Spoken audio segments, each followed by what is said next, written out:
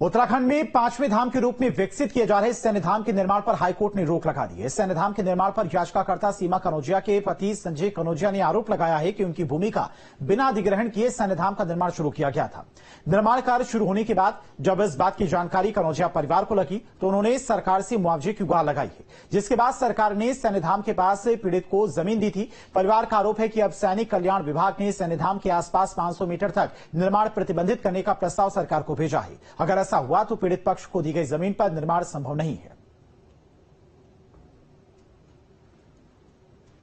सैनिक कल्याण का एक प्रस्ताव शासन में गया है कि सैन्य धाम के आसपास 500 मीटर तक रोक लगाई जाए। उसने सिर्फ उसी को मेंशन करते हुए एक पीरियड दाखिल की और जो अगली तारीख में कहीं स्टैंड नहीं करेगी, हम अपना वकील खड़ा करेंगे, क्योंकि हमने ऐसा कुछ फैसला भी लिया नहीं है। और जिस व्यक्ति ने जो मुझे बताया गया, मैंने जिलाधिकारी से पता किया है, और उस व्यक्ति का कोई म्यूटेशन जमीन का अभी तक नहीं हुआ है, वो उसका कोई राइट भी नहीं है। लेकिन आपके सामने सारी पिक्चर है, मैं कोई भी चीज है मेरे पास सबके दस्तावेज है। यहाँ तो रक्षक ही भक्षक होगा तो इंसान कहाँ जाएगा। तब मैं कोर्ट गया। मुझे कोर्ट में जाने का शौक नहीं है, ना मैं कोर्ट जाऊं ना मेरे को। भैया आप मालूम है कोर्ट में जाना पैसा तो लगता ही है, और पैसा लग ही रहा है आज तक। अब आप बताएं मेरे को क्या करना चाहिए। जो लोग आप आदेश करेंगे मैं उसके साथ हूँ। मेरे को जो सरकार कहेगी मैं हर तरह से सरकार के साथ हूँ, लेकिन मेरे साथ अन्याय नहीं होना चाहिए। अगर किसी भी काम की खूबसूरती उसके तौर तरीकों से देखी जाती है। कोई भी कितना भी खूबसूरत काम हो, अगर उसके करने के तौर तरीके गलत हैं तो उसकी खूबसूरती खत्म हो जाती है। कोई सही काम अगर गलत तरीके से किया जा रहा है तो वो भी गलत ही होता है।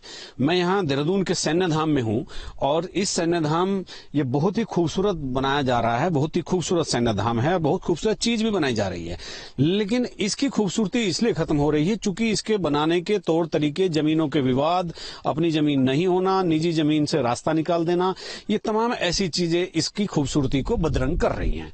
एक महत्वपूर्ण और खूबसूरत चीज को इसी तरह से बदरंग होते आपने कई बार देखा होगा।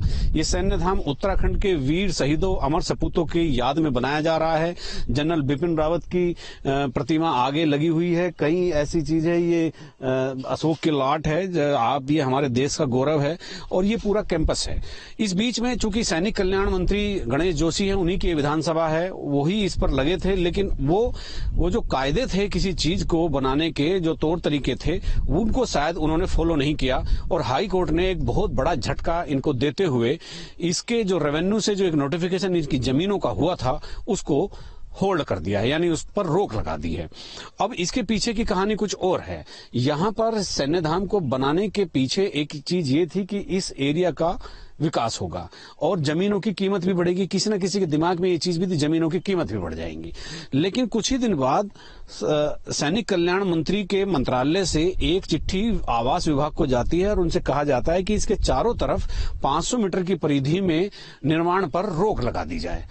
और इसका जो रास्ता है, और इसका जो रास्ता है जहां वो मेन गेट आप देख रहे हैं, वहां से जो रास्ता है, इस सैन्य धाम का अपना कोई रास्ता नहीं है। एक निजी जो एक जमीन है, एक जो प्राइवेट बिल्डर है, उसकी जमीन से जबरिया यहां से रास्ता निकाल दिया गया।